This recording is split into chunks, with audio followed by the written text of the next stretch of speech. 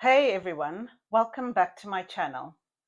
If you've ever felt like you're in a cycle of living paycheck to paycheck or drowning in debt, this video is for you. Today we're going to talk about how to stop living paycheck to paycheck, even if you're in debt right now. And I'm going to show you how building £1,000 emergency fund can be the first step towards your financial freedom. So you're thinking, hold on, Eve, I'm in debt. How can I even think about saving right now? Trust me, I've been there, and I'm going to show you why this £1,000 emergency fund is crucial to actually transforming your finances, even if you feel there's no room to breathe right now. So the first thing we're going to talk about is, why do we have an emergency fund? An emergency fund. I once watched a film about a paramedic, and when he was talking about when he goes to a home, when he arrives, he's basically saying to that person, this is the worst day of your life. The day you need an emergency fund is the worst day of your financial life. The point of having an emergency fund is to stop that emergency turning into a crisis. We need a buffer. So we know these things happen. There's going to be a rainy day. Your car's going to break down. Your phone's going to stop working. Someone's going to fall ill. But what we need to stop is that emergency turning into a crisis. And we do that by having a buffer known as an emergency fund. So then you've probably heard of emergency funds before, and you're saying, well, why do we only do £1,000? Remember, you're already in debt. But what we're trying to do is not try to do the usual 3 to 6 months of expenses. We're trying to create like a starter emergency fund so that you've at least started creating that buffer, so that if the worst case scenario should happen, you're not reaching immediately for your credit card, you're not immediately reaching for a loan, basically going into a crisis, an emergency turning into a crisis because you're putting debt on top of debt. And this can be as simple as having even £100, £10, something to basically start giving you that buffer. So how do we do it? How do we start building this £1,000 emergency fund? This is the word we don't like to hear, a budget. But it doesn't have to be a bad word. It's all about mindset and how we think of things.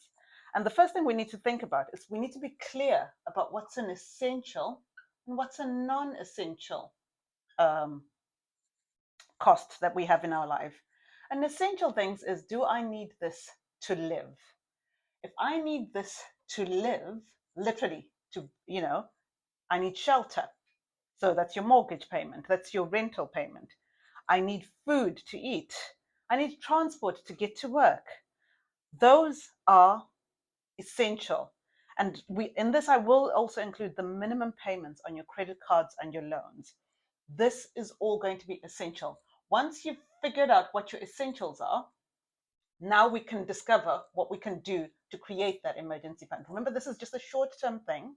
We're trying to just do this quickly. Whether we can do this in a month, in 2 months, in 5 months, it doesn't matter, but as quickly as we can. So once you know what your essentials are, anything left over, try to put that towards your emergency fund, because we're trying to build this as quickly as possible. What normally derails this is then we start thinking, oh, I've got to cut everything out of my life, anything I enjoy. I actually recommend the opposite. I believe in what I will call my Scorched Earth Policy.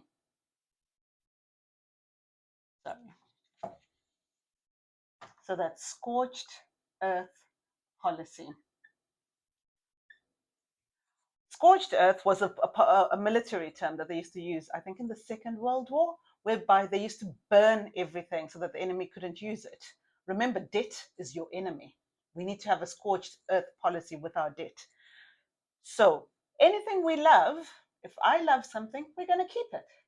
We might just reduce it. Okay, so if I like eating out, going out to restaurants, instead I might still do like a cheaper takeaway, or maybe even have a ready meal so that I still feel like I haven't had to cook. Remember, it's a short-term thing, just for those 3 months, 5 months, while we get that £1,000. Anything I'm not bothered about. If I think, you know what, I'm not bothered by the gym, even if it's a good thing, because gym memberships are good, we should be exercising. But even if it's good, if you're not bothered by it, cut it out.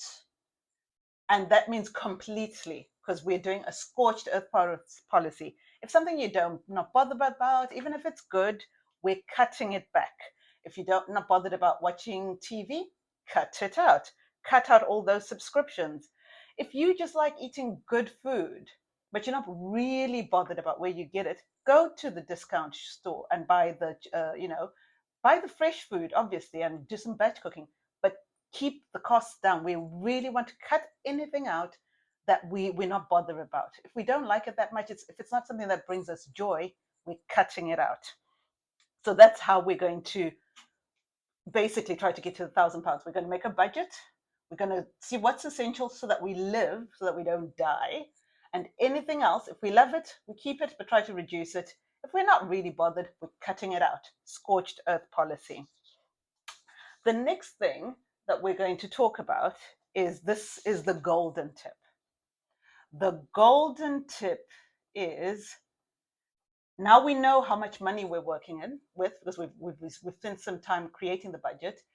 So the golden tip now to find that, to get that £1,000, is pay yourself first.